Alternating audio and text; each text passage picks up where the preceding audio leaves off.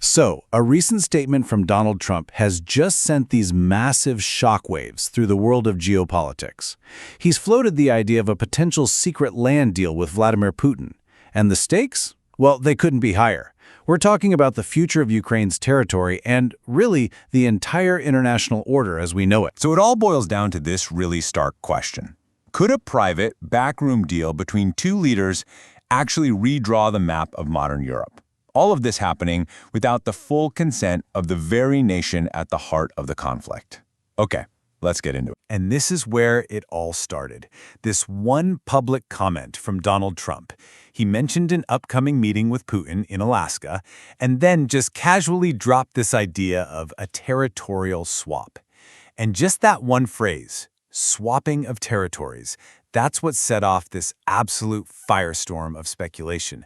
And honestly, a lot of concern from capitals all around the globe. All right, so what are we actually talking about here? What would this so-called secret deal even look like?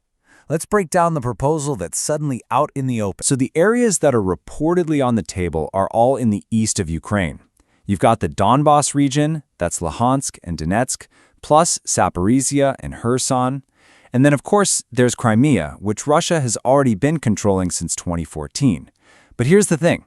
Russia pretty much already controls these areas, right? So this deal, it's about something way bigger than just lines on a map. And that gets us to the absolute heart of the matter. The core of this proposed deal isn't really about land, it's about legitimacy. Right now, the international community, basically the whole world, does not officially recognize Russia's claims to these Ukrainian territories.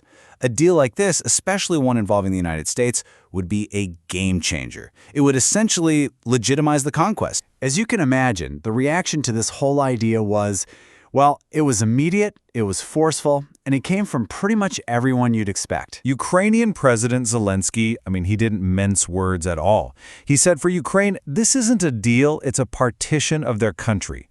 And that's a line they will never, ever cross. So for them, it's just a non-starter, a complete rejection of the idea of giving up any of their sovereign land. And that feeling was echoed all across Europe. Leaders there were really clear. They came out and publicly warned that they are not going to stand for any deal that just rubber stamps a conquest in the 21st century. They see it as a super dangerous precedent. And their bottom line is simple. You can't negotiate about Ukraine's future without Ukraine in the room. Period. Okay. So beyond all the political outrage, there are some massive legal roadblocks here too, on both sides. In the US, for a formal treaty, you need a 2/3 majority in the Senate, which, let's be honest, is a really, really tough sell. Sure, an executive agreement is possible, but it just doesn't have the same legal weight. And on the Ukrainian side, it's even tougher. Ceding territory would require a national vote from the people or a huge change to their constitution. Both are seen as, basically political impossibilities right now. But here's where the analysis really gets interesting. A lot of experts are pointing to something they're calling the slow defeat theory for Ukraine. And the scary part is, it doesn't even matter if a deal ever gets signed. The process itself could be the problem. So how does this work? Well, let's break it down. First up, you've got diplomatic sidelining. When two big powers meet to decide the fate of a smaller nation, that nation's voice just gets pushed to the side. Second, even a simple ceasefire could end up normalizing Russia's control by just freezing the current battle lines in place. Third, the optics of the meeting itself give a massive legitimacy boost to Moscow. And finally, when the US and Russia are dealing directly, it just chips away at Ukraine's own power to negotiate. This whole fear of a frozen conflict isn't just theoretical. There's a really chilling historical parallel here. The line of control in Kashmir. In that case, what was supposed to be a temporary ceasefire line eventually hardened into a permanent, heavily militarized border. And for Ukraine, that's the absolute nightmare scenario, right? That a temporary pause in fighting becomes a permanent new reality. And we really can't forget about the sheer symbolism of the meeting itself. Think about it. This would be Putin's first official trip to the US in 10 years. A whole decade.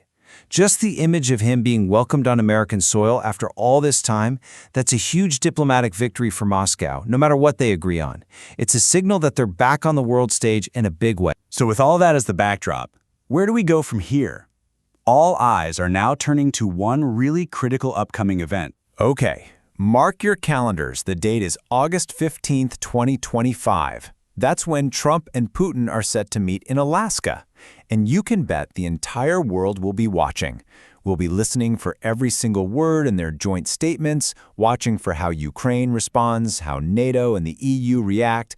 It's going to be a huge moment. And all of this really leaves us with a fundamental, and let's be honest, a pretty unsettling question. One that goes way beyond just this one conflict.